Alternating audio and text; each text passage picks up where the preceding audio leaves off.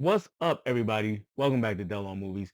And we are continuing our series. We're working towards coming up with the list of my top 25 movies since the year 2000. And to do that, we're breaking it down by going year by year and giving the top 10 movies of every year since 2000. So we're going to get into it today with 2002. I appreciate everyone who watched 2000 and 2001. If you did not see those, go back and check them out. But let's go ahead and hop into what we have going on for the year 2002. This is probably going to be the year that have most people scratching their head because this is where favorites and best kind of collide here, where there's some movies on my top 10 that I know are not better than some of the movies I left off, but these are movies that are a little more important to me, and we'll talk about them when we get to them. And let's start at number 10. And this is an Asian movie, one of four foreign language movies on the list this time around. And it is H. H is a movie not a lot of people have heard of. And if you can see here on the cover, I'm going to bring it a little bit closer. And it says right here, Seven meets Silence of the Lambs. And that is pretty much what this movie is. And those are two fantastic, those are two all-time great movies. And this one is very good in its own right. We have a serial killer, much like Silence of the Lambs. We have a guy who's a serial killer who is already in prison for his crimes. He's sitting on death row. And lo and behold, there's a copycat murderer out there about a year later after he's already been in jail. And of course, we have a detective who is sent into the prison to basically talk to this guy to get some tips and on how to catch our copycat. Well, that's the Silence of the Lamb part. And there's a little bit more to that. We got a young lady here named Detective Kim. She is our she's our Jodie Foster slash Danny Glover, but mostly Jodie Foster here. And she's got some trauma of her own. Her last partner committed suicide, and she now has a new partner, this guy up there. And he is basically playing the Brad Pitt role from Seven. He's a brash up and comer, he kind of hair trigger kind of guy. So their dynamic is played on throughout the movie, as well as between Detective Kim and the serial killer. And yeah, it is every bit Seven meets Silence of the Lambs. I introduced my guy Ryan to this. Movies with Ryan. Shout out to him. Depending on when you see this, he's going to be on Movie Swap soon. Um, and we did this on Movie Swap, if I'm not mistaken. And he really enjoyed it. And for me, as you can see, number 10 of 2002. At number 9 for me comes another foreign language movie. We're just, starting right in with those. So sorry to all you people who don't like reading subtitles, but it is what it is. This one is a biopic starring Salma Hayek, and it is Frida. She plays Mexican artist Frida Kahlo, who is one of the most famous artists, one of the most famous to come out of Mexico, and definitely one of the most famous female artists in the world, actually, at this point. Her work is in museums everywhere, but her personal life had a lot of ups and downs in it. She married another great artist, and that is depicted in here. She suffered a debilitating accident when she was younger. That's in here.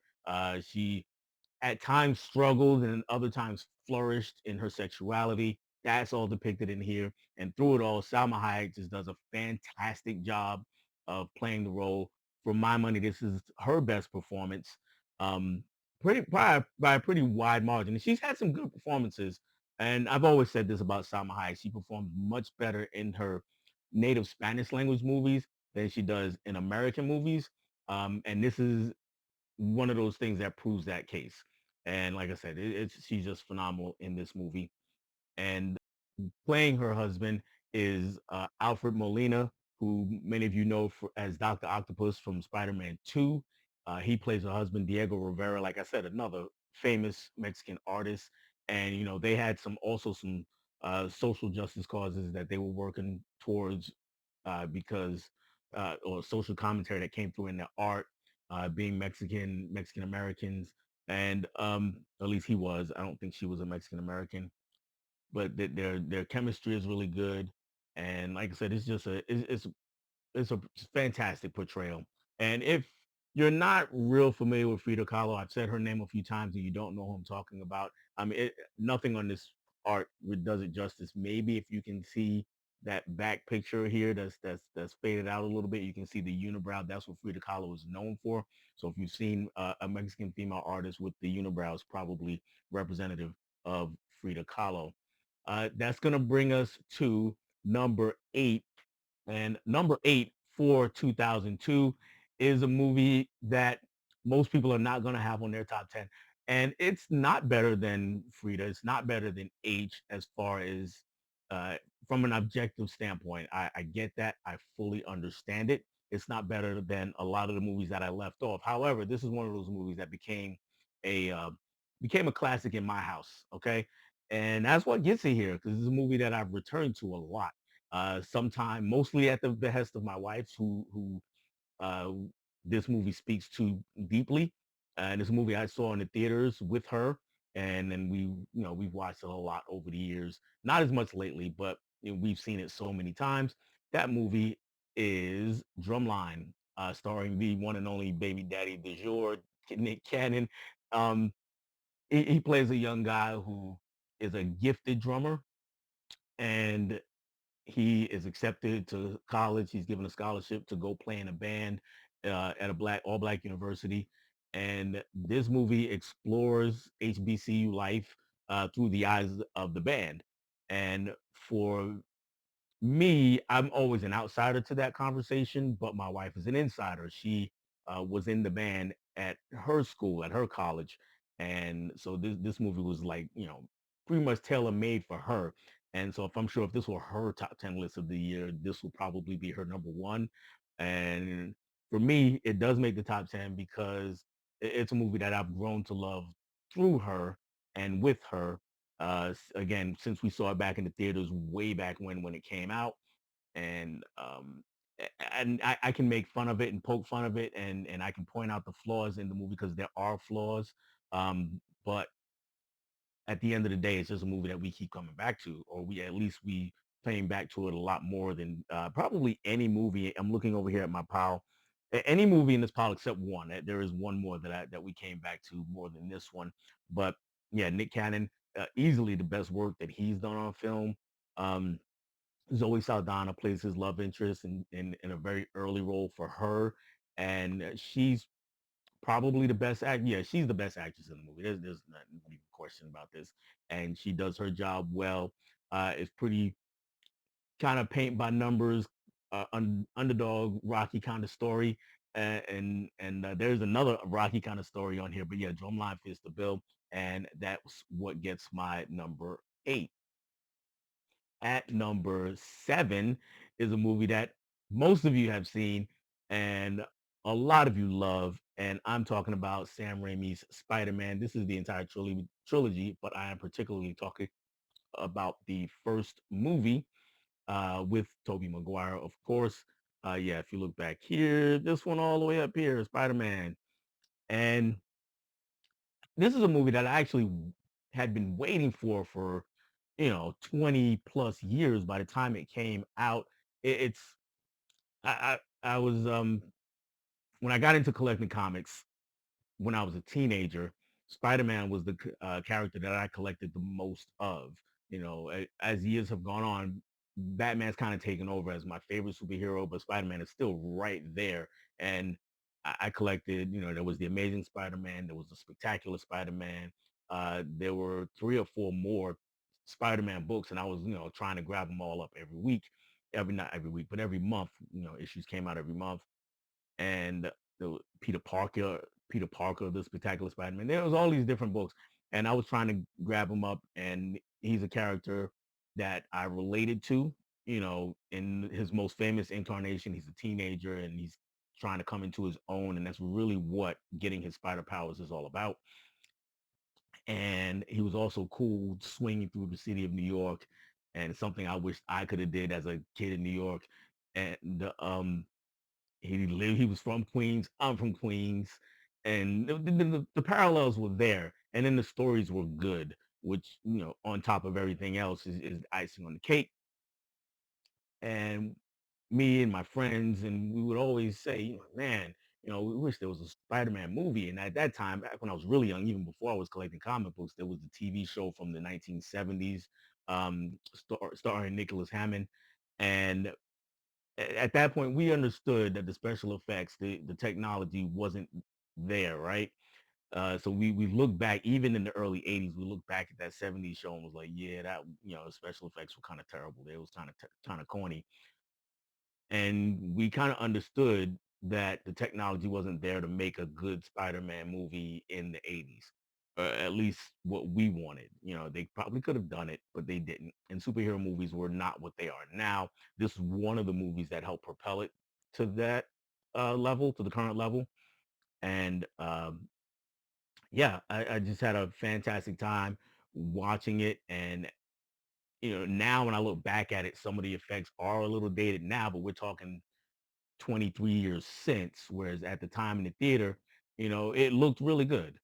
There was, admittedly, there was a weight issue with Spider-Man, like bouncing around all over the place, but it was nothing that took me out of the movie. It was Spider-Man. Tobey Maguire was fantastic as Peter Parker, and we got the Green Goblin, Willem Dafoe, an amazing performance from him, and he was the one character where that kind of made everybody sit up and take notice, like, oh, Willem Dafoe is kind of, he's kind of making this movie right now, even though Tobey Maguire is fantastic, and I forget her name, but the woman who plays Aunt May grounded the movie and the entire trilogy. As a matter of fact, she's just fantastic, and I remember going to the theaters to see this and walking out very satisfied because it's like, yeah, they did a just Spider-Man movie. So I was very glad for that. And that brings me up to my number six, another underdog story like Drumline. This one comes from the hip hop world, and this is 8 Mile starring Eminem. And here he plays a version of himself, to be honest with you. It's got a Purple Rain vibe to it in that it's not really a full biopic, but there are definitely aspects of his life that made it into the film, much like what happened with Purple Rain. And so we see this young guy in Detroit, and he's a talented rapper, and he's kind of struggling, in life. He's got a strained relationship with his mom, and if you're an Eminem fan, you know all about that relationship. And he's got this little girl that he's trying to take care of, and we don't really see much of the girl's mother in the movie, but we do understand that if you come into the movie knowing anything about him, then yeah, you understand how that's not a good relationship. And the whole movie is really about his character named B Rabbit, worst name ever. I don't know why they chose that name, but anyway, so B Rabbit, he's his friends are trying to get him to actually go do the battles that happen every week at the local club, and he goes up there at the beginning of the movie, and he chickens out. He doesn't do it, and the rest of the movie is basically about him working up the courage to get back out there while dealing with all those other things on top of um, the guys who generally win the rap battles. They've got their own little clique, and they harass him and beat him up several times throughout the movie. Anthony Mackie is the main bad guy there. He's kind of the leader of the other crew, and it's a really really fun movie.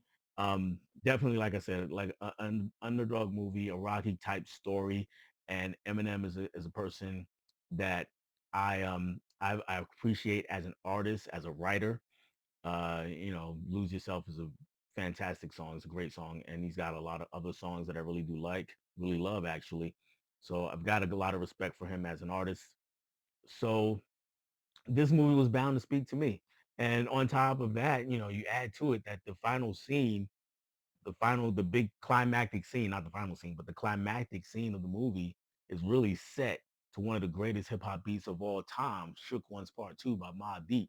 And so, yeah, everything about that was just, I'm all over that. So number six for me, 8 Mile, starring Eminem, pretty much as Eminem, but really B Rabbit.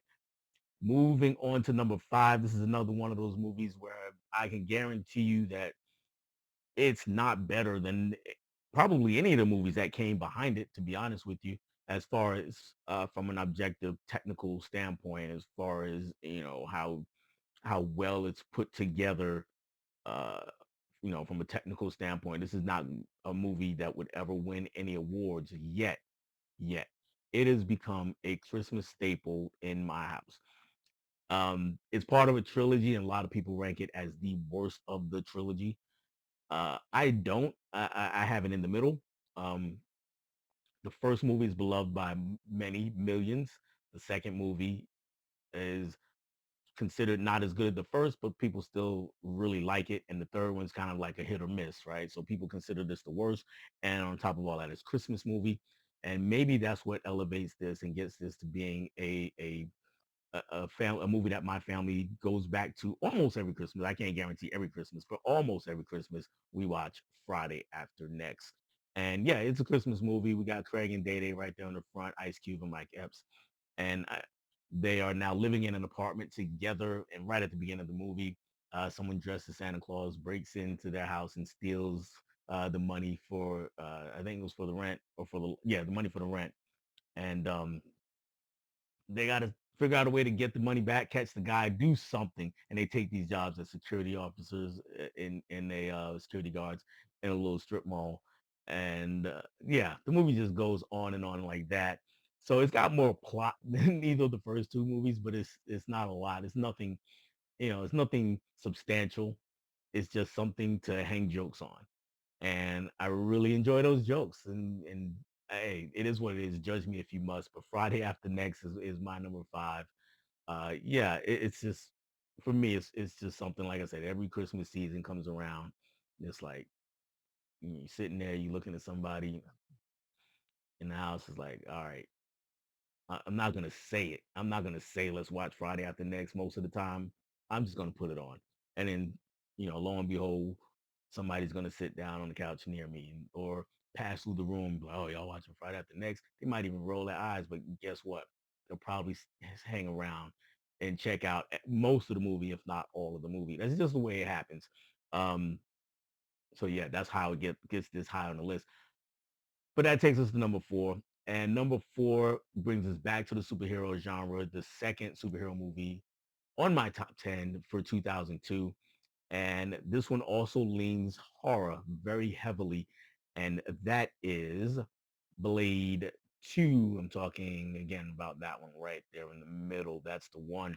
For me, this is my favorite movie in the trilogy.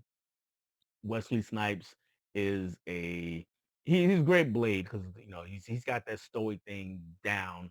He's stoic. I mean, he's a real martial artist. He's a person who studied that, and he can handle a sword. So he does all those Blade things.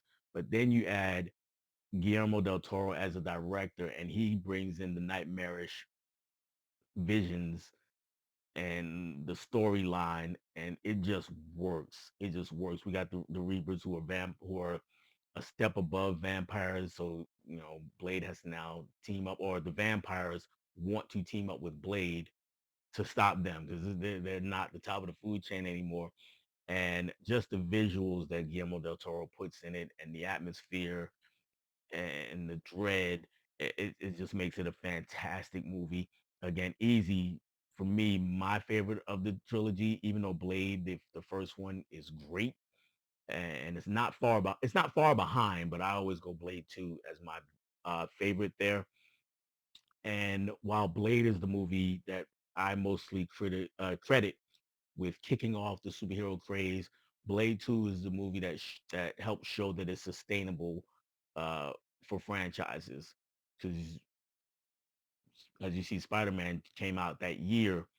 X-Men had come out the year before. We hadn't really gotten big sequels since back since the early days of Batman, and everybody at that time, you had a bad taste in your mouth because it was diminishing returns with each movie. Blade 2, on the other hand, is like, hey, we can do this. We can make franchises out of this. So that was a big help. And yeah, I'm a big horror fan, so mixing in a horror movie with my superhero movie works wonders for me. Blade 2 gets my number four. Number three, we go completely out of the horror, completely out of the superhero, but believe it or not out of the comic book world, even though you some of you don't know that. This movie is based on a graphic novel, so not quite a comic book, but yes, definitely in the comic book world. And it's also a mafia movie, as my guy Nick would say. What's up, Nick? And this is Road to Perdition, starring Tom Hanks, and he's a hitman for the mob, and he basically runs afoul of his bosses, and he has to go on the run. He does something they don't like. I'm not going to spoil that to him, but they go and they slaughter everyone in his family except for one of his sons, and he takes his son and they go on the run, and the movie is them on the run from a guy played by Jude Law, who is also a hitman for the mob. And this is the scariest that I've seen Jude Law in a movie, and I didn't know he could be scary before this. He is a magnificent villain, though he's not the head guy, but he is just a great, great villain in this movie.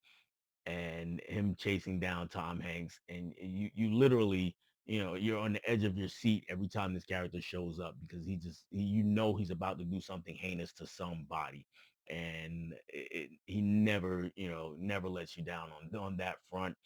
And the father son aspect of it, the relationship, that's also something that really spoke to me, you know, whether it was due to my lack of that growing up, or my just coming into that at the time it came out, because at this time my son was 5 years old. So maybe those things, both sides of that coin, played on me probably. And it just works out where it is a terrific watch, and you really, really are rooting for Tom Hanks to get all the way through this movie and get him and his son out of danger. And it's the tension just ratchets up, and up and up and up, and till we get to the conclusion. I failed to mention, but Paul Newman is the mob boss in question here, and he's Paul Newman. So what are you gonna say about that? But yeah, Road to Perdition gets my number three. That brings me up to my number two, and this movie, we're going another different direction again.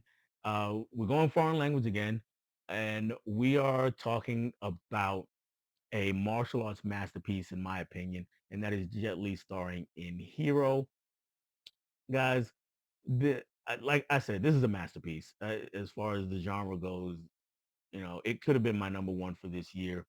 Um, Jet Li, he plays a guy who like Tom Hanks, in the other movie, his people have been massacred. More, not just his family, but his whole, all of his people. And years later, it's one of those things where years later, he's out to get revenge, but he's got to do it systematically. He's got to, he's got to go into the lion's den, but he's got to be careful, right? And he does that, and we get some amazing martial arts, and more than that, we get just beautiful cinematography in this movie. The color schemes are crazy, and it's an epic feeling movie, and every bit of it just works. Uh, Along with Jet Li, he he has a fight scene with Donnie Yen. There's also Zhang Ziyi is in the movie.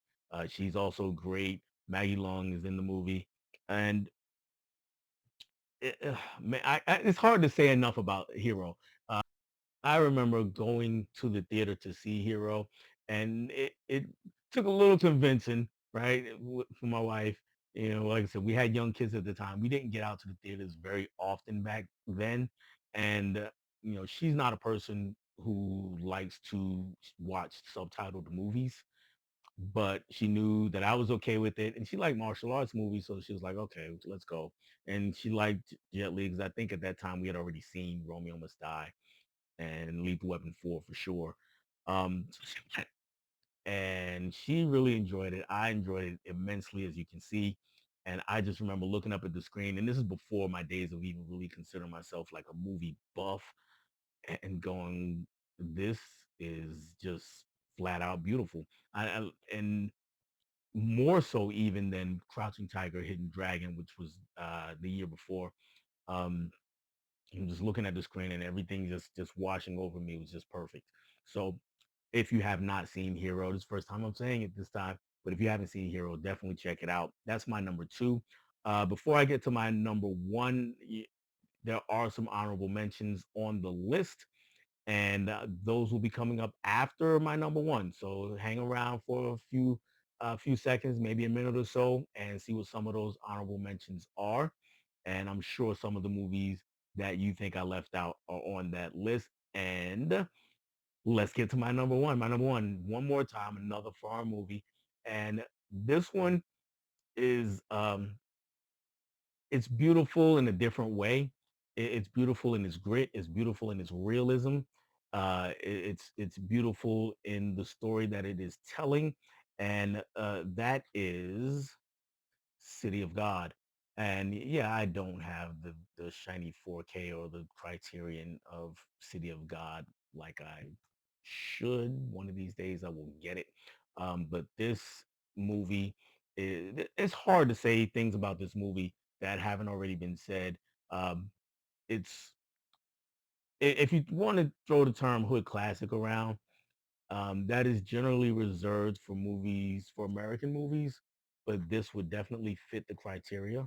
For this movie, we get a kid. He's growing up in Rio de Janeiro, in the roughest parts of Rio. Not the part that they show you in Fast and Furious, and not just coming up over that statue like you see in every movie that's in Rio. This gets down into the bowels of the city, and we got this young guy here in the middle. You can see him with the camera, and he's growing up here, and we got all this gang violence, we got drugs, we got all kinds of things happening, all kinds of going ons around him, and he picks up a camera and decides, he's pretty much gonna document things. Is the way it turns, is the way it kind of goes, and it's just it's a gut wrenching experience all the way through, and as you can see, it won some awards. This is the award-winning collection or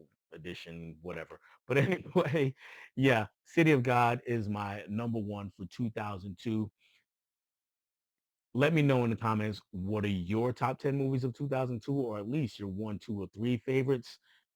What did I miss? What did I leave? What did I leave off? Because I know there's some movies that I left off. What do I have too high? What do I have too low? Let me know all those things. But as always, just be civil with one another, and including myself. And we can debate without hating each other. That's all I have for you guys. Thanks for hanging out with me. And if you've been here before, thanks for hanging out with me again. Check out the honorable mentions, and bye bye.